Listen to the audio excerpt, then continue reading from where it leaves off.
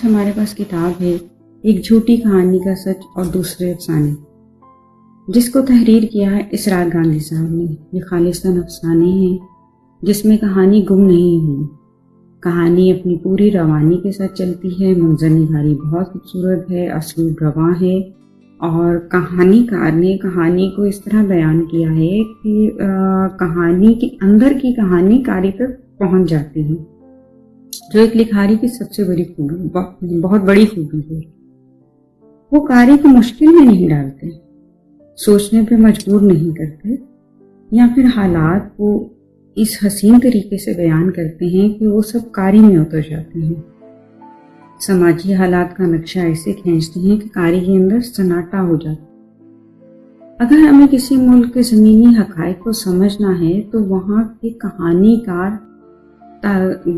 का जो कहानीकार है वो तारीख़दान से ज़्यादा मोतबर है। इसरार गांधी जी का नाम भी ऐसे ही मोतबर तारीख़दानों में शामिल होता है। अफसाने उनके बहुत खूबसूरत हैं, लेकिन मुझे जिन अफसानों ने मुतासिर किया या अच्छे लगे, गहरे बादल, पर्त दर पर्त जिंदगी, आरे तिरछे दायरे, बहुत खूबसूरत अफसाने हैं। आइए इनके अफसानों में, क्योंकि इनके अफसानों में पर्त दर पर्त जिंदगी से मतलब खुद ही हम समझ सकते हैं कि बहुत खूबसूरती से वो इसको लेके चले हैं। जिंदगी की तमाम खूबसूरतियाँ, उसके गम, मतलब जितने रंग हैं जिंदगी में, फीके, रंगीन, वो सब मौजूद हमें मिलते हैं। लिखते हैं, मेरे सर पर मेरे हिस्से का 8 फुट चौड़ा और 10 फुट लंबा आसमान सितारों से जगमगा रहा है। कभी मेरे सर पर आसमान की ये लंबाई और चौड़ाई कुछ ज्यादा ही हुआ करती थी। कितनी खामोशी से सब कुछ सिमट जाता है। पहले इस घर में कई लोग रहा करते थे, मैं, मेरे माँ बाप और मेरे बीवी बच्चे।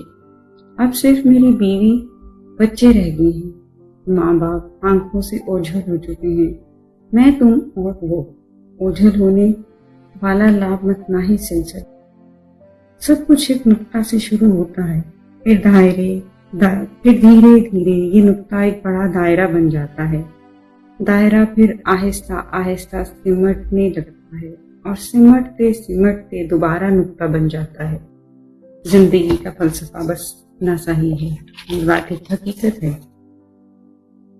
एक और जगह हम जो उनके समाजी हवाले से अफसानों की बात करते हैं और जो कारी में सन्नाटा पैदा कर देता है, जो मौजूदा हालात और जो कुछ अरसे से वहाँ के हालात, उस हवाले से एक अफसाने का एक पैराग्राफ लिखिएगा।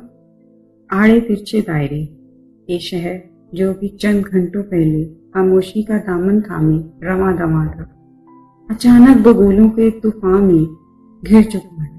मैं अपने घर में बंद, सुखड़ा समटा बैठा हुआ इस तूफान की आंच में अपने पूरे वजूद को झुलसता हुआ महसूस कर रहा हूँ। मेरे जिस्म का रेशा रेशा कपकपा रहा है और एहसासात रूह को झंझोड़ रहे हैं। मुझे अपने चारों तरफ एक धुआं सा फैलता हुआ महसूस हो रहा है। सांसें डूब रही हैं। घर से बाहर भारी भारी बूटों की आवाज सन्नाटे का गला दबोच रही है। बूटों की ये आवाज धीरे धीरे मादूम होती जाती है।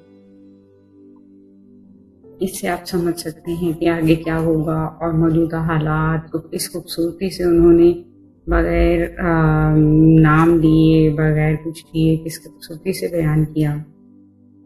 उनके अफसानों में जा बजा 2-4 लाइनों में, एक लाइनों में जिंदगी के बहुत बड़े बड़े फलसफे मिल जाते हैं। उनकी किताब पे शम्सुर रहमान फारूकी साहब ने भी अपनी राय दी और उन्होंने आखिर में अपने दोस्तों का शुक्रिया अदा किया कि जिन दोस्तों ने उनका साथ दिया। और ऐसे कम खुशनसीब राइटर्स होते हैं जिनको इतने अच्छे दोस्त मिल जाते हैं। इसरार गांधी साहब को उनकी अफसानी मजमूए पे एक दफ़ा फिर मुबारकबाद पेश करती हूँ। पहले मुबारकबाद पढ़ने के बगैर पेश की थी, अब मुबारकबाद पढ़ने के बाद पेश करती हूँ।